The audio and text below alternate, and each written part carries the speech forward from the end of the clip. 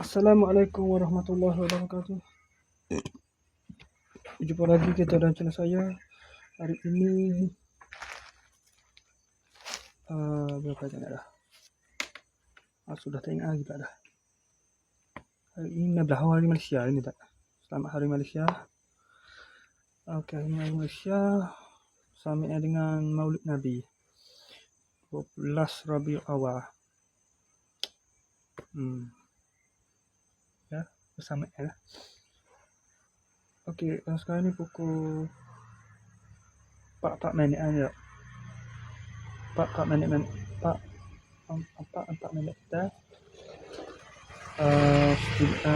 Sekarang ni anak review dah lihat siapa kat dia. Dah pukul 1.20 kat dia.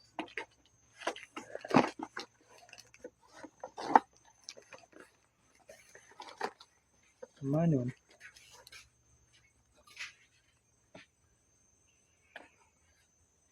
Senang oh. Ada sudah. Warehouse nombor 2 jalan. Kita patutnya buat review tak ada lagi dah tidak. Balik my Facebook ni. Tadi kat my Facebook. Tak cakap kau ni lah. Tak cakap kau review. Ya. Ayah kau ni pun.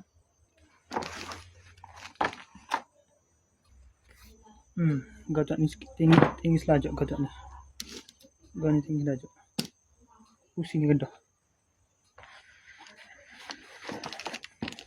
Okey, balik log nombor 4882, warehouse nombor 2 jalan SS13/2 Subang Jaya 47500 Subang Jaya Selangor DE Malaysia Selangor. Lagi lokal cepat siapa 13 bulan dah. 19 siapa 3 hari. Cuma hak 2 lagi. Bagi Cina tadi. Tak ada lagi dekat. Tu rasa mana lokal juga. Ada 1 bulan tapi apa yang kata. Satu buat atas.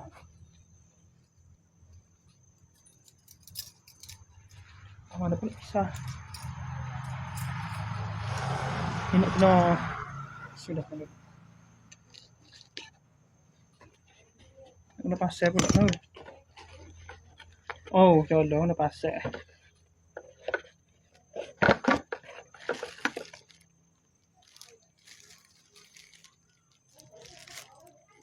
Senami. Ni gangga dia. Hendak dia. Ni batu dia.